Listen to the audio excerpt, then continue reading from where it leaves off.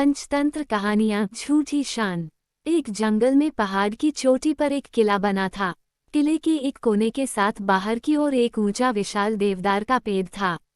किले में उस राज्य की सेना की एक टुकड़ी तैनात थी। देवदार के पेड़ पर एक उल्लू रहता था। वह भोजन की तलाश में नीचे घाटी में फैले ढलवां चरागाहों में आता।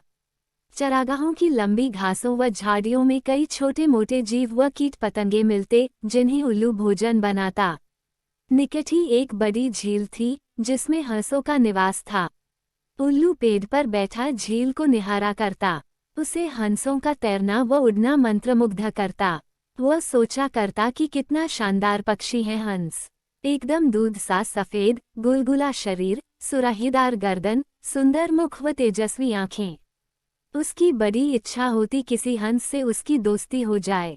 एक दिन उल्लू पानी पीने के बहाने झील के किनारे उगी एक झाड़ी पर उतरा। निकट ही एक बहुत शालीन व सौम्य हंस पानी में तैर रहा था। हंस तैरता हुआ झाड़ी के निकट आया। उल्लू ने बात करने का बहाना ढूंढा। हंस जी, आपकी आज्ञा हो तो पानी पी लूं, बड़ी प्यास लगी है। हंस ने चौंककर उसे देखा और बोला, मित्र, पानी प्रकृति द्वारा सबको दिया गया वरदान है। इस पर किसी एक का अधिकार नहीं। उल्लू ने पानी पिया, फिर सिर हिलाया जैसे उसे निराशा हुई हो। हंस ने पूछा, मित्र, असंतुष्ट नजर आते हो, क्या प्यास नहीं बुझी? उल्लू ने कहा, हे हंस, पानी की प्यास तो बुझ गई, पर आपकी बातों से मुझे ऐसा लगा कि आप नीति व ज्ञान के सागर हैं। मुझमें उसकी प्यास जग गई है। वह कैसे बुझेगी? हंस मुस्कुराया, मित्र, आप कभी भी यहाँ आ सकते हैं। हम बातें करेंगे। इस प्रकार मैं जो जानता हूँ वह आपका हो जाएगा और मैं भी आपसे कुछ सीखूंगा। इसके पश्चात हंस व उल्लू रोज मिलने लगे। एक दिन हंस ने उल्लू को बता दिया कि वह वास्तव में हंसों का राजा हंसराज है। अपना असली परिचय देने के बाद हंस अपने मित्र को निमंत्रण देकर अपने घर ले गया। शाही ठाठ थे। खाने के लिए कमल व नरगिस के फूलों के व्यंजन परोसे गए और जाने क्या क्या दुर्लभ खाद्य थे, उल्लू को पता ही नहीं लगा। बाद में सौंफ इलायची की जगह मोती पेश किए गए। उल्लू दंग रह गया। अब हंसराज उल्लू को महल में ले जाकर खिलाने पिलाने लगा। रोज दावत उड़ती। उसे डर लगने लगा कि किसी दिन साधारण उल्लू समझकर हंसराज दोस्ती न तोड़ ले। इसलिए स्वयं को कंसराज की बराबरी का बनाए रखने के लिए उसने झूठ-मूठ कह दिया कि वह भी उल्लुओं का राजा उल्लूक राज है। झूठ कहने के बाद उल्लू को लगा कि उसका भी फर्ज बनता है कि हंसराज को अपने घर बुलाए। एक दिन उल्लू ने दुर्ग के भीतर होने वाली गतिविधियों को गौर से देखा और उसके दिमाग में एक युक्ति आई। उसने दुर्ग की बातों को खूब ध्यान से समझा, सैनिकों के कार्यक्रम नोट किए। फिर वह चला हंस के पास। जब वह झील पर पहुंचा, तब हंसराज कुछ हंसनियों के साथ जल में तैर रहा था। उल्लू को देखते ही हंस बोला, मित्र, आप इस समय? उल्लू ने उत्तर दिया, हाँ मित्र, मैं आपको आज अपना घर दिखाने व अपना मेहमान बनाने के लिए ले जाने आया हूँ। मैं कई बार आपका मेहमान बना हूँ, मुझे भी सेवा का मौका दो।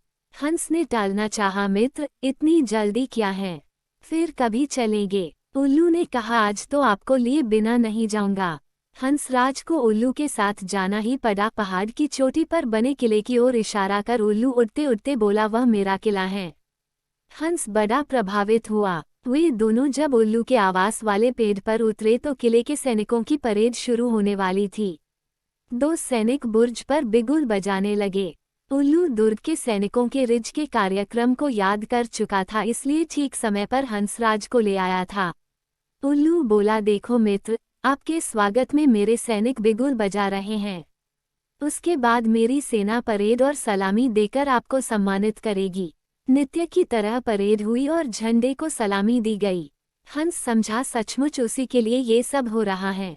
अतः हंस ने गदगद होकर कहा, धन्य हो मित्र, अब तो एक शूरवीर राजा की भांति ही राज कर रहे हो। उल्लू ने हंसराज पर रौब डाला, मैंने अपने सैनिकों को आदेश दिया है कि जब तक मेरे परम मित्र राजा हंसराज मेरे अतिथि हैं, तब तक इसी प्रकार रोज बिगुल बजे व सैनिकों की परेड निकले।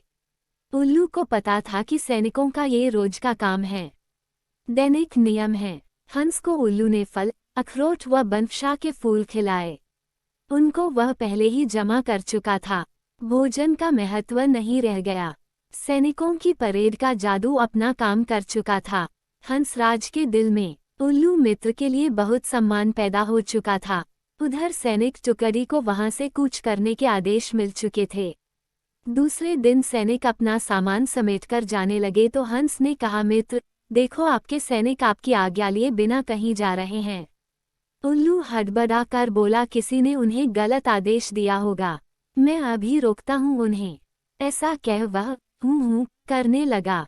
सैनिकों ने उल्लू का घुघुवाना सुना व अपशकुन समझकर जाना स्थगित कर दिया। दूसरे दिन फिर वही हुआ। सैनिक जाने लगे तो उल्लू घुघुआया। सैनिकों के नायक ने क्रोधित होकर सैनिकों को मनहूस उल्लू को तीर मारने का आदेश दिया। एक सैनिक ने तीर छोड़ा। तीर उल्लू की बगल में बैठे हंस को लगा। वह तीर खाकर नीचे गिरा व फफडाकर मर गया। उल्लू उसकी लाश के पास शोकाकुल हो विलाप करने लगा, हाय, मैंने अपनी झूठी शान के चक्कर में अपना परम मित्र खो दिया। धिक्कार है मुझे। उल्लू को आसपास की खबर से बेसुध होकर रोते देखकर एक सियार उस पर झपटा और उसका काम तमाम कर दिया। सीखा, झूठी शान बहुत महंगी पती है। कभी भी झूठी शान के चक्कर में मत पड़ो।